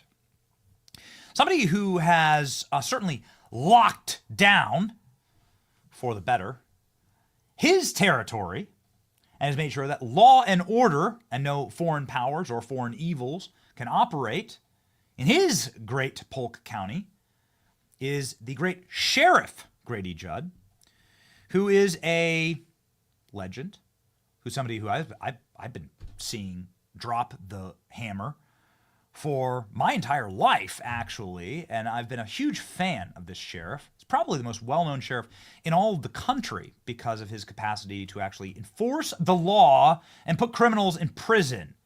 He's worked very closely with our future Attorney General Pam Bondi, and the great Grady Judd joins the program live now.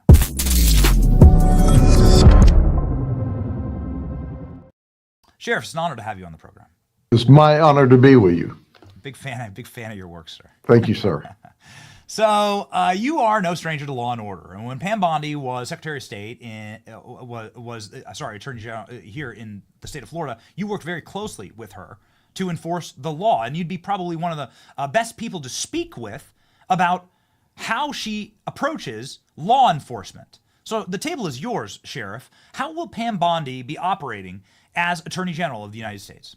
Sure. First, I knew Pam back when she was a homicide prosecutor at the Hillsborough State Attorney's Office before she was the Attorney General. When she was the Attorney General, she was no nonsense.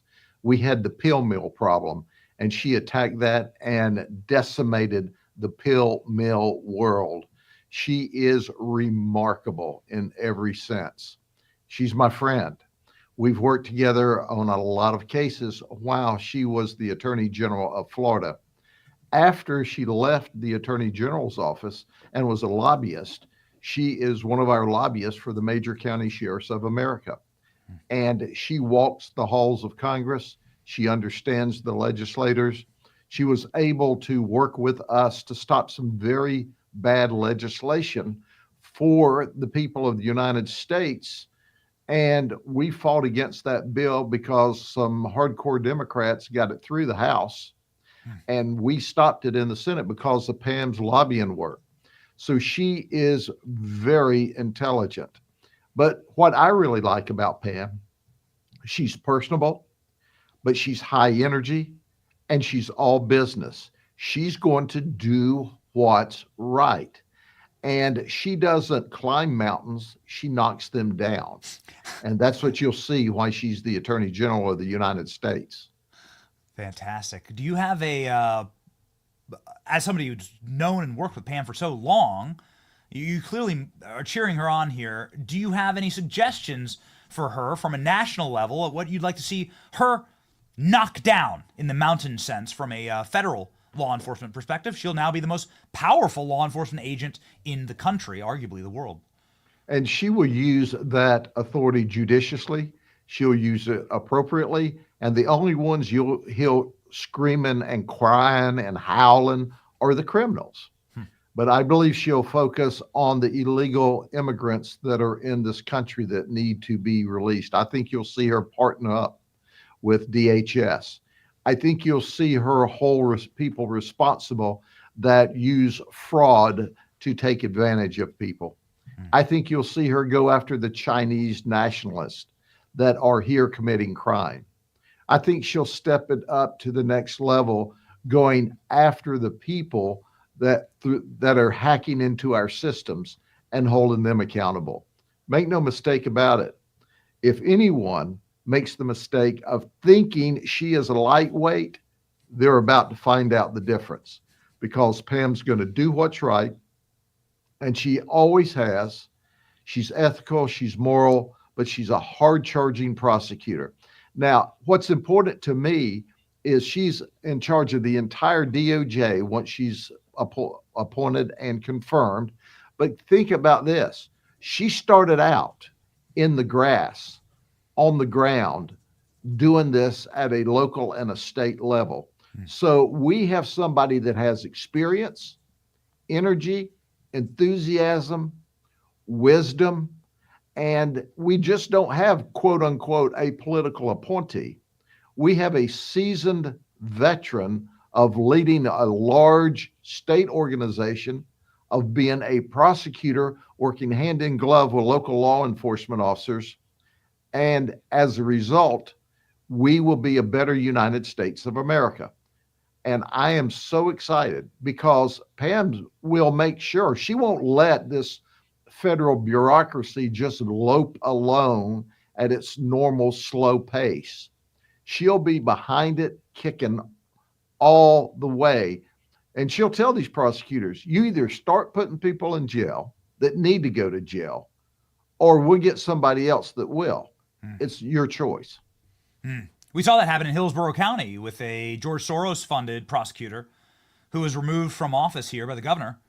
And I'm really thankful for that, because I live in Hillsborough County, and this is where my children are. And I clearly want laws to be enforced. And I don't know why that's such a novel concept, Sheriff. Maybe you can opine on this.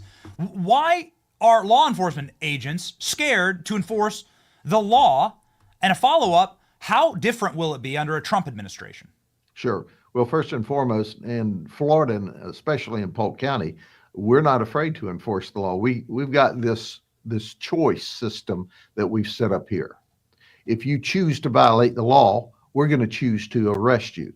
But it's up to you. So we're going to be your best friend or your worst enemy. And we're going to be your best friend if you're law abiding. But if you go out here and think you're going to victimize people, we're going to lock you up before quick and smile all the way to the county jail while you're in the back seat of the car. But here's what's important to understand. There's this woke left agenda, and I can't understand why, where the hardcore Democrats think it's better to let criminals run free in society and victimize good, honest, law-abiding, tax-paying citizens and their children. I don't understand that.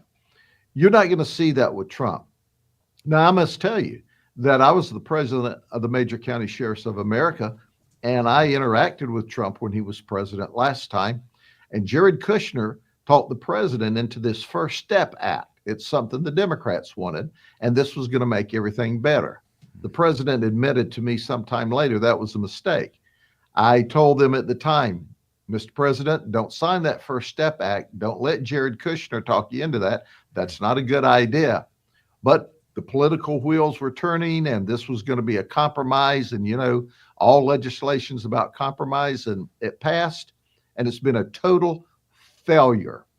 They've lied to the people in the United States about, oh, this is low-level, nonviolent felons in federal prison. Well, President Trump admitted sometime later to me, yeah, that was a mistake. It didn't turn out the way it was supposed to be. Well, we need to reverse that. And I hope he will reverse that First Step Act legislation and say, wait a minute, there are no minor, low-level, first-time offenders in federal prison. They're all heavy-duty drug traffickers that have spread drugs in this state and nation. And as a result of that, people die. I think Pam Bondi will go after these fentanyl traffickers very hard. In fact, I know she will. I think the president understands that the most important thing that we can do is put bad guys in jail, because people want to be safe and they want to feel safe. And you can't feel safe until you are safe. Look at your major cities that's controlled by Democratic mayors, okay? Crime's out of control. Murders are out of control. Drug dealing's out of control. Why is that? Because people aren't doing what's right there. Donald Trump is your president. I truly believe is going to do what's right. He's going to make sure criminals are held accountable.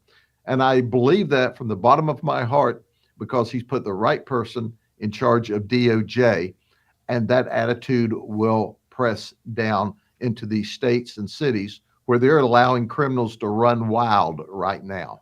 Yes, absolutely. And I believe that people should be held accountable for that. It's like you want to see these prosecutors, many of them who have been funded and backed by George Soros, for this express purpose, the express purpose of ravaging and pillaging and killing and raping and murdering. They want to let those people free because they want America to fail. And yet George Soros is here getting the highest civilian honor from Joe Biden. At the same time, Sheriff, there's 159 Democrats that vote against the Lake and Riley Act to deport just violent criminals. This is demonic. Yeah, it's like a sick party. It's frightening. And I can tell you clearly and unequivocally, Donald Trump was fooled the first time on this First Step Act. He won't be fooled again. He learned from that. And Pam Bondi will hold people accountable. But think about it. 159 people who were elected to public office think we should let these criminals run wild. That we should not only let the criminals run wild, but we should let the illegal criminals run wild that have done violent felonies. Well, to me, you don't need any illegal immigrants that have committed crime in this country. Yes. Period. Yes. Of course. I saw an article a while back that said, oh, illegal immigrants in this country don't commit crime at any greater proportion than United States citizens. And I went, what? What? Any illegal alien in this country committing crime is wrong. Yes. What do you mean the fact that they're not committing it at any greater percentage? And then later I saw that report was disputed as well. But my point is, you come here illegally to sell your fentanyl, your methamphetamine, to traffic children and young ladies, to commit crimes. You ought to not be here in the first place, and we need to get you out of here. That has to be the top priority. Get those people out of here first. Sheriff, you do something that has made you quite famous, which is that you send a message directly to the criminals. Many in law enforcement, even Republican law enforcement, as you've just talked about with the First Step Act, coddle criminals for some reason. These are not people to be coddled. These are the people that would wantonly attack me and my family and make life hell for regular citizens around the country who pay to have your officers protect them. And so I'd like to give you just a final parting question here, which is perhaps a message to the criminal element that exists in this country under a new Trump administration, given the fact that you are arguably the most successful and badass sheriff in all of America. Think about this. If you just arrest people, then you never get the message to the critical mass. That's why you have to use social media, television, But we also market to everyone we arrest. We look them in the eye on the way to the jail, our deputies, and go, you're under arrest because you're in Polk County violating the law. The people in Polk County want to be safe, and they are safe. And every time you violate the law, you're going to jail. If you get probation, which is a gift from the state, and you violate probation, you're going to jail. If you don't like it, quit violating the law. Quit violating your probation. If you don't like that, leave the county. Well, I think Donald Trump's going to give people the same message on a national level. You're either going to follow the law, or I'm going to load you up and we're going to send you out of this country because you're here illegally. If you're here and you commit crime, then we're going to make sure you're locked up in a federal prison or a state prison someplace. We've got to suppress the violent crime. Oh, we've got to suppress all crime. So just the violent crime is another one of those woke left things. Well, let me go back to what I believe is the root of all of this. It's called the broken windows theories. The woke left tried to push down or do away with that. Oh, the broken windows theory is not good. But if you hold people accountable for the minor crimes, the major crimes don't occur, because the people doing the major crimes also do the minor crimes. So Donald Trump's going to come here with the popular win, with the win that, as you saw, Congress gave to him yesterday by certifying the Electoral College, and he's going to change America for the better. He learned, he admitted, I learned the first time. People took advantage of me because I was new to this job. He's not new to it anymore. He's going to do what's right for all of the American citizens. A parting shot and message to George Soros prosecutors operating now under a federal government that is run by a law and order president. What would you say to these reckless prosecutors who refuse to prosecute crime? I would tell those prosecutors that you're going to be held accountable too. You're going to be held accountable first at the ballot box. Then you're going to be held accountable by great governors like Ron DeSantis. If you don't do the law that you swore an oath to do, then you're going to be held accountable. There's a difference in doing away with a case where the evidence doesn't appear, the witnesses fall out on you, and then just categorically saying, oh, I'm not going to enforce misdemeanors.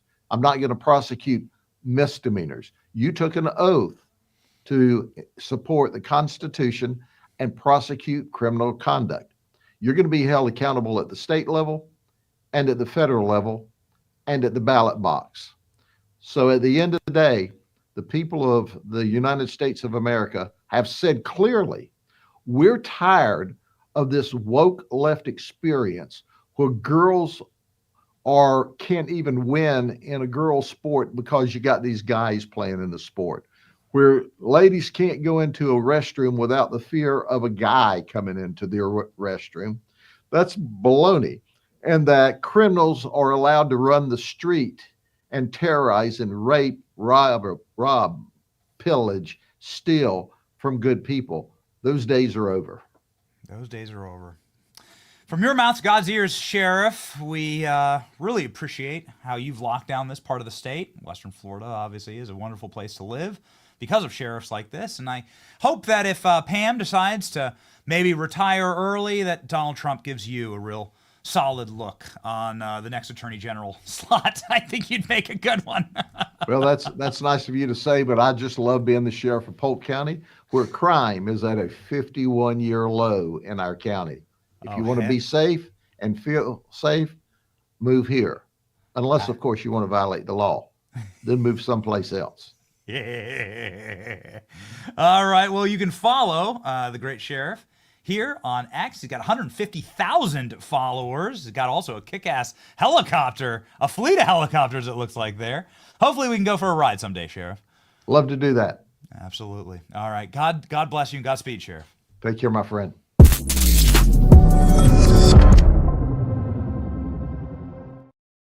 Exciting times man, it's just it's so much fun to have a slate of guests that are just like beaming with optimism and ready to go and grab hold of the new American era and can talk and speak with certitude and strength, muscularly, talking about what needs to be done in the country. We had House, Senate, and Judicial represented on this program today. Okay, and of course we've covered President Trump. So there's the executive.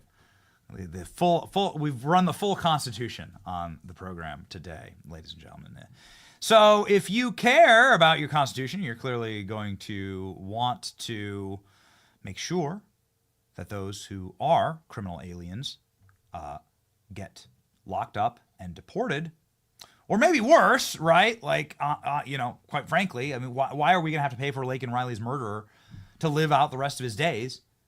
They refused to give him the death penalty. That monster, that demon monster. I'm not a guy who's going to suffer John Fetterman. Like, obviously, John Fetterman, when given the opportunity, will vote to sabotage the Republican Party. But I'm telling you, this dude clearly has locked in a little bit. He's doing content now with Scott Pressler, which is weird. Texted Scott about that. It's like, what's going on here, pal? And now he's saying he's going to be voting for the Laken Riley Act, and that he's going to be telling all of his other fellow Democrat senators they better damn well do it, or else they're going to lose forever. It's a very interesting thing to see, and we have an uplifting program here. And we like seeing things like this because it does mean that we still have a functional country with a shred of morality. Here we go. I mean, I have a lot of enormous respect for my colleague in the House, but I just happen to disagree on this. And for me, just like my friend and colleague in the Senate, like, it's really common sense. And I'd like to remind everybody that we have hundreds and hundreds of thousands of migrants here illegally that have convicted of crimes. And why, I don't know why, who wants to defend that, to allow them to remain in our nation? That. And now if you're here illegally and you're committing crimes and those things, I don't know why anybody thinks that it's controversial that they all need to go. Do you think that this was one of, if not the biggest issue for this election? Well, I think if we can't, there's 47 of us in the Senate, and if we can't pull up with 7 votes, if we can't get at least 7 out of 47, and if we can't, then that's the reason why we lost. That's one of them. That's one of why we lost, in part. I like to see it. I want him to lose his seat. I want him to lose his seat in Pennsylvania. I think that he'll vote far more against us than they will for us, and Pennsylvania is a freaking red state. But I'm happy that John Fetterman is out saying things like this because it's good to have a break in the wall, right? Don't fall for the John Fetterman psyop. He's not one of us, okay? He's not a friend. But he is somebody who locks in with reality, I think, a little more than most. And he has sided with Republicans on a number of things. He has been quite positive about President Trump.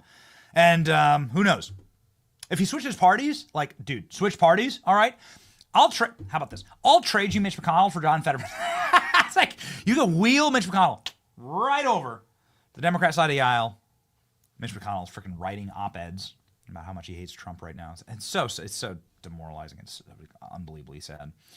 Ladies and gentlemen, something that's not unbelievably sad is now blue state governors are vowing to work with Donald Trump to deport criminal aliens. Would you look at this from Fox News? Democrat governor of Massachusetts. Oh my, ALX. Oh no. ALX lives in Massachusetts, and we firmly believe that he should run for governor of Massachusetts. And I've been trying to get him to do that for a very long time. And I told him I would personally fund his race for governor of Massachusetts, as long as it costs less than $5 subway foot long. We will do it. We shall do it. ALX shall be governor. Governor ALX. It sounds great. Has a good ring to it. Anyway, apparently there is a governor of Massachusetts named Maura Healey. Now hopes that the Trump administration fixes the border crisis and will be working with immigration enforcement to deport the criminal aliens of Massachusetts. Oh my. After vowing to fight against it. Uh-oh. Expect to see a lot of this, by the way. This is absolutely going to be something that becomes very popular for all governors to do, because you're going to have these masses of criminal aliens that behave criminally, terrorize the local populations of these states, and it becomes politically untenable to keep going down the line of like, we'll protect the criminals. In just the last 2 years of my administration, we did see an increase in the number of shelters because of Congress's failure to fix the border. Oh my, Congress's failure to fix the border. Oh really, aren't you Democrat? I mean, that's what happened. We saw an increase in the numbers. Donald Trump killed that bill a year ago, ran on the border, blah, blah, blah. Healy was addressing concerns about a migrant who was allegedly caught in Massachusetts with $750,000 worth of drugs, an AR-15, in a hotel that was being used as a shelter. Oh, okay. Cool. They're from the Dominican Republic. So she says it's outrage to anybody. Well, ladies and gentlemen, I guess we'll have to wait and see. There is that funny, famous video of a woman who was using... There's a funny, famous video of a woman who was like effectively using criminal aliens as slave labor in her house. She was from Massachusetts. I remember covering this. It's like a year ago. She's like, oh, the criminal. She's like some little old lady, and she's like, they're great. They cook for me. They clean for me. They do all my chores. I love having these criminal aliens here, and they're there. They're like from Haiti. They don't even speak English. And she's like, oh, they're great. They literally work for me, and the state pays for it. It's like, Democrats will. If given the opportunity, Democrats will always return to their roots, right? And what is their roots? And roots is the dehumanization of other fellow human beings, the enslavement, and the crushing of the human spirit. And it's really unbelievably sad. I don't know if we have time to play the full thing, but it's such a hysterical. Can you just load it as play beside? Just one final little gift to you. Yes, this is so good. Okay. So here we go. Story you'll only see here on NBC 10 Boston. A migrant family from Haiti is sharing their experience. They're searching for shelter in the Boston area and then recently found a host home in Brookline. And now they're looking for jobs. As NBC 10's Aaron Logan reports, they say these last few weeks have been life-changing. And it's been an emotional few weeks for Wildande Joseph and her husband. First, sleeping on the floor at Logan Airport.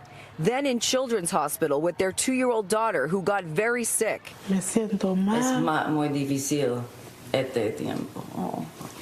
felt bad as any. Yeah. Mostly because people don't know them. It's a delight. And it's really fun having them. What I realized is there's so much prejudice against refugees, mostly because people don't know them. Lisa says she feels like she has her own personal chef as Wildande loves cooking. ¿Te gusta la ocupación? Sí. In fact, her goal is to open up her own restaurant. Okay, so this lady's like, she's great. She cooks for me and cleans for me and does all my chores. It's unbelievable. I can't believe it's real. This lady. Look at this is like it's like a Django Unchained. This lady is like Leonardo DiCaprio. Let's give her a long tip cigarette. It's like really unbelievable. She's great. She cooks and cleans for me and does all my chores, goes out and gets my groceries. Fantastic. The state pays for it all. Modern day leftism. Same as old school leftism, actually. Just minus the sheets with little eye holes cut out of them. Ladies and gentlemen, we have something that we've cut up for you, which is our official gift to you, the program. It is the opening track of the Gulf of America banger. Yeah, I mean, like Jerry made a Gulf of America banger, and it's a music video that we made just for you. Okay, so why not? Why not? Let's all rock out together here. The official Gulf of America theme song. If you travel north of Panama or far south of Canada or right east of Tijuana, you'll find water so great. Just please don't that name the Gulf of America. The Gulf of America.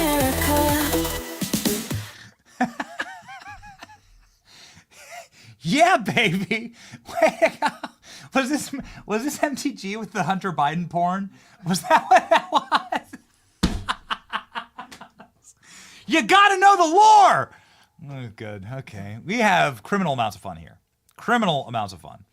Oh, man. Really exciting. Ladies and gentlemen, the reason why we can make our memes so quickly, we can report the news so sharply, is because we are on the Patriot Mobile network. Patriot Mobile is the phone company that keeps us rocking and rolling and locked in and ready to report, ready to reach you at all times. And we do have some very fun travel ahead of us. Some very exciting things to announce. It's going to be 2025 is going to be a wild ride. Got very interesting. Maybe handing out some MAGA hats in Panama, Greenland, Canada. Just working with our partners, okay, to make dreams come true. Don't let your memes be dreams, as they say. Make your memes come true. With Patriot Mobile, you'll get outstanding nationwide coverage because they operate on all 3 major networks. If your cell phone service today can be switched, switch it now with Patriot Mobile with a coverage guarantee. It's easy. US-based customer support team will help you do it right away. Right now, go to patriotmobile.com/Benny, patriotmobile.com/Benny, or call 972-PATRIOT to get a free month of service with the promo code Benny. Switch to patriotmobile.com today. patriotmobile.com/Benny today, or 972-PATRIOT. All right, speaking of patriotic incredible things, check these out. Got brand new emojis for you. Now, these have not been loaded up, okay? These have not been loaded up. We asked yesterday, the chat, yo, chat, you like emojis? You like the custom emojis that we have here? We'll make you custom emojis. Look at ya boy. Look at this. I really like the Batman Donald Trump. I just got to tell you, I really like Batman Donald Trump. This is like probably my favorite. Got Elon Musk as Iron Man. You got Donald Trump riding a rhino. These are going to be emojis that will be available very soon in the chat. To my knowledge, they're not available currently. We are designing them right now, and we are very excited about it. Can you go up and over to the side there one more time? I've got the Bitcoin. I know Bitcoin was one of the suggestions yesterday. We do listen to you. We do hear you, believe you. There's Donald Trump with Peanut the squirrel and with the raccoon. Okay. Donald Trump saving the cats and dogs, I think. Is that true? All right, beautiful. Donald Trump riding a horse with Vladimir Putin. Hillary Clinton with a pizza. Oh, man, the show's going to get taken offline. Bottle of baby oil? I'm not sure I'm going to approve that one.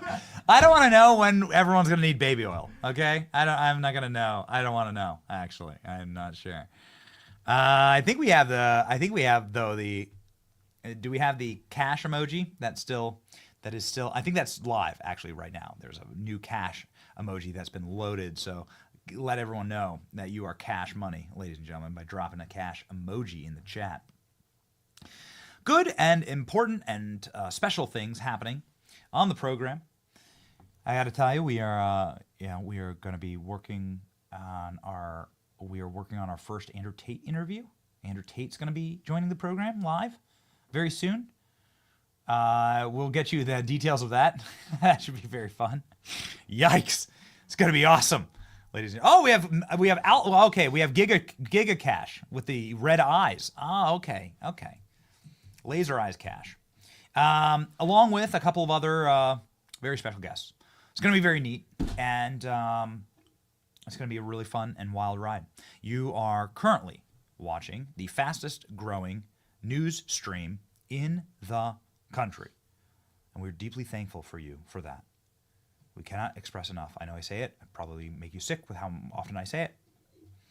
But we are so appreciative of this audience, and you won't find anybody who cares more about serving the audience than we do. The number one way that we can serve you, ladies and gentlemen, is to leave you with pep in your step and some optimism, overfilling in your cup. We do that through our verse of the day, so that we are always speaking truth to you from Ephesians 4:25. Therefore, each of you must put off falsehood and speak truthfully to your neighbor, as we are members of one body.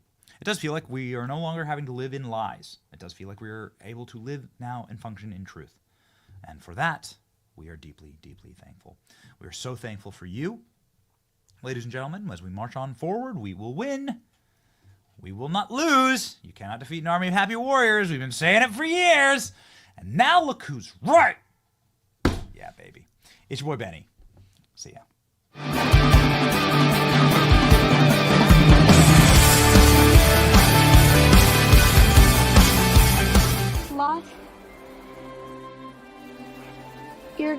with me now. Huh? Yeah, I'm gonna take care of you. Because I love you. Oh, I love you, Judd. Oh, I love you, Mom.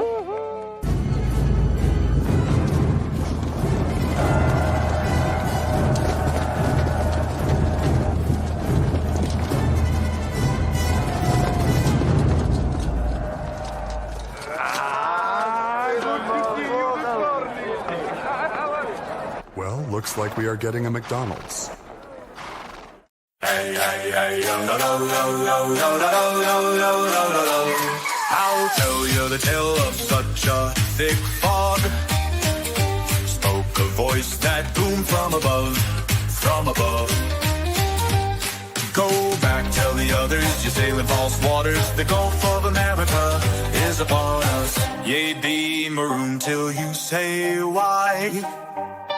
The Gulf of America is upon us. The voice became clear as the Cubans appear. They just wanted to be the 51st state this year. The great Gulf of America is upon us. And guess what? Before Canada could take a side, the Mexicans appeared. And so we replied, guess what, everything will be okay. Guess what day it is? It's hump day. Get it on, hump day. Whoa, whoa, whoa. The biggest ships in the sea, all owned by the oldest kings. And their dying legacy, media deal weeds.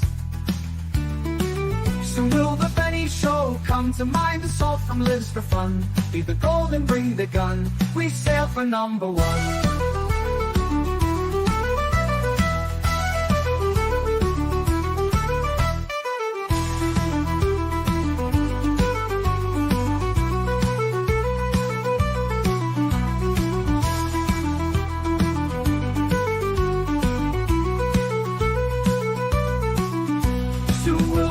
Show come to mind. The salt from lives for fun. Leave the gold and bring the gun. We sail for number one. The biggest ships in the sea, all owned by the oldest king.